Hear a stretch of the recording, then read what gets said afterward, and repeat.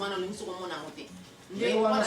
solution nde ya pousse pour na batunde yango na nde yango na komona za koleka mingi na société sike place kimia ezalike bato siko bazolinga bazwa kimia na ndenge na bango ya bazotante kosomba yango na élimination ya mutu wana babengi kombo ya ennemi est-ce que oza suna ka mosusu oyo ezali kosala ete ozali komona ete sorte ya bamanke ya pe oyo ekoki kozala susu ke ezaka kopose batroupe ya kobembe ya kotangisa makila ya mosusu na misala donc na misala makambo ebelebeleka wana ozomona ke poste mpenza na ndunga naza na besoin nango promotion oza na besoin nango mais ndenge na kozwila promotion oyo fo mutu wana aza na nini wana na promotion wana donc fo na kata ye soki na kati promotion ya olongoli ye wana comme ça yo ozwi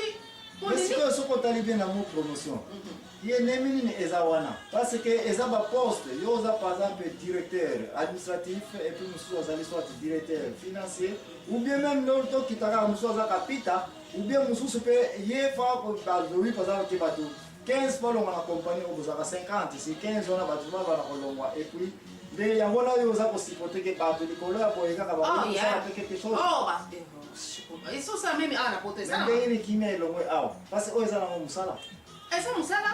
yo yebi makambo ozoleka na mosala te makambo ebele milimo ozosilaka na mosala donc olingi kobete mutu likolo ya poste ya mosala soki azangi yango to alingi amata na promotion eke ayebi mutu aza na liboso na ye ayebi mutu aza na liboso na ye obie mutu wana azozwa bamoye azofuta ye koleka oyo ye azosala jalousie mpe ekoti ozomona est ce que si oyokanya quelque part mutu amoni ete mosala oyo asalaka il faut amata na likolo na promotion soit ayebi to apene ou bien mutu aza na chef na asali jama mutula ebele mais alingi sikoyo ye mpe akoma kaka na kiti wana wana mpe ekoki kobota so sorte ya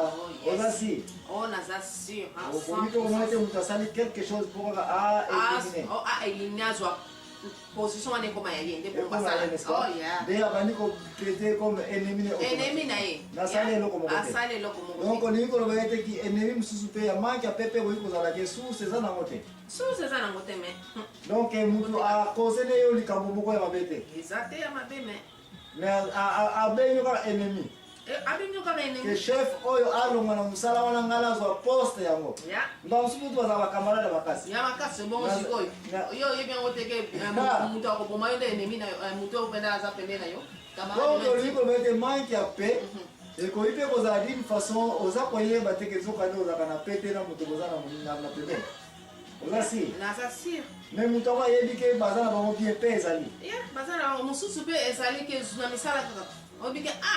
mutu oyo baprojet ye bazopesa baprojet ya trop mais ndenge nga bazopesa ngai te donc ye azonginda to mpo bato bangina mingi na baprojet yebi yango quand même sikoyo yo osali zuwa mais ndenge projet na moyibi parce que baprojet normal yo kozala salaire kaka qu'est-ce que ça va accompagner pe ce projet bongo nginda na projet bongo yo yebi teke bato bazoyiba mingi na bato oyebi yango te donc wana nde peut-être tokolobela na ntango ba émission mosusu ekoya mais pour le moment nga nayebi na ngai yango te tout ce que je sais te mpo na nga na fe na yo tozali kolatanga ete nazali kaka kotante kokongola information concernant bamanke ya kimia selo ndenge nauti kocomprendre noma ani olingi koloba ete ofongoli mpe miso na de makambo ya liboso problème ezali bato baoki koya kovanda mpe bacomprendre mpe mutu ye moko oki koyeba ete solo ngai na mutu oyo toza koyokana te kimia ezali te epuis bato bazokoluka basolution na ndenge na bango kote mosusu po kimia ezonga soit na nzela mokuse soit na ndenge bango bayebeli bayele na bango epuis kote mosusu oyo kofongolanga miso olobi ete bamosusu mpe totalement problème eza te yo engage yo oza na salaire na yo oza na bureau na yo oza na kiti na yo mutu mosusu mpe aza na kiti na ye mais mpo olingi kaka poste wana sans le savoir okomi kokosa kienemi kienemi moko ezali ke bato mutu bayebi mpe me nzoka nde yo osi okotaki na banzela na yo epo oke koluka solution na ndenge na yo nde biloko oza kosipote ete bato omona akoti bonganga akoti assassinat afuti meme bakuya pamba monte bamensonge mpo basala rapport komutana anoma epui azwa place wana merci soko otali meme bana israel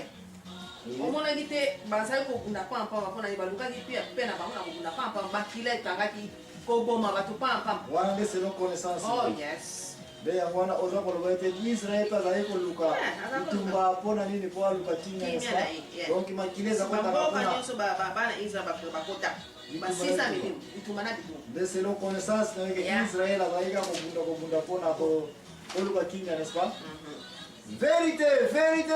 bandeko na nga na banza amweke ntango tokozonga naza asuna question mosusu mpona kopose yo ndeko ozali kolanda biso na pose pe yango si mama Annie mais sans quoi na komi un peu presque pembeni na kokokisa mwa kilo ya panier na ngai oyo nakoki kobalance soki tokoki kozala pe ya koatake deja sujet oyo ya la pe me ngai nazalaka kolanda makambo mama Annie auti koloba ntango tokokende encore une fois nde okende kotanga Romain 12:18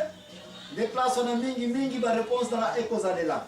bandeko nyonso bozali kolanda biso tika boyeba tozali kodevelope sujet ya la paix. Merci bandeko bokende sikope matango tozali kozonga ngai l'impresario Joachim Ezambwana nakoyeba soki nakoki korépondre mama Annie na bamakambo nyonso asili koloba to ntango na wana nekoki te mpona kwa korépondre mama Annie. Merci mingi bokende mosika te.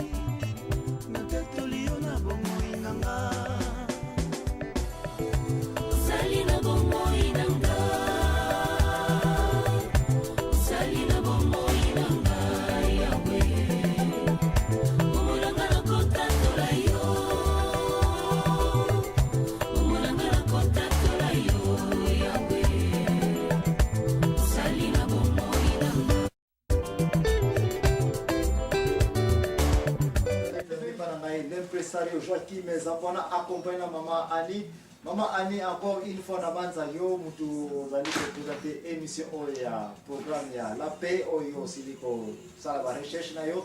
avant que na réponse na ozako tenter d'expliquer sur makambo etali paix wana bandeko barate ya mutika ba na bande na 081 089 1274 et puis natango to siliko zonga na paix oyo na première report to siliko zwa na banza ozali ko tenter ko expliquer mama kamune zali ko sala ete batu bazali ko zanga kimia na ba quartier la société na biso mais ko expliquer te batebele na musala lingo za promotion mutu azana ennemi na yete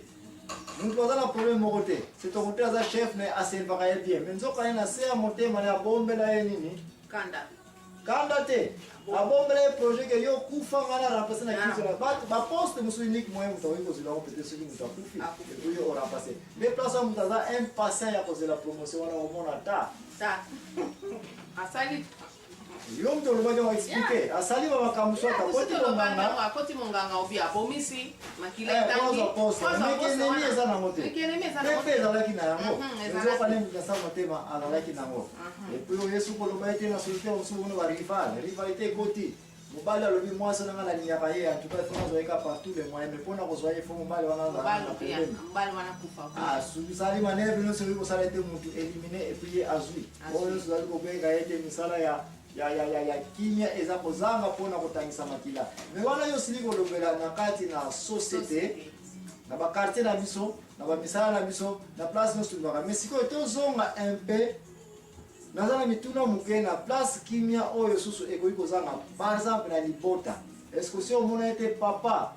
na mwasi na ye baza koyokana te na bana baza koyokana tozonga mpe na famille oyo ndenge papa maman et les enfants forment la famille est-ce que si on mona pe na kati ya libota pe eza kozanga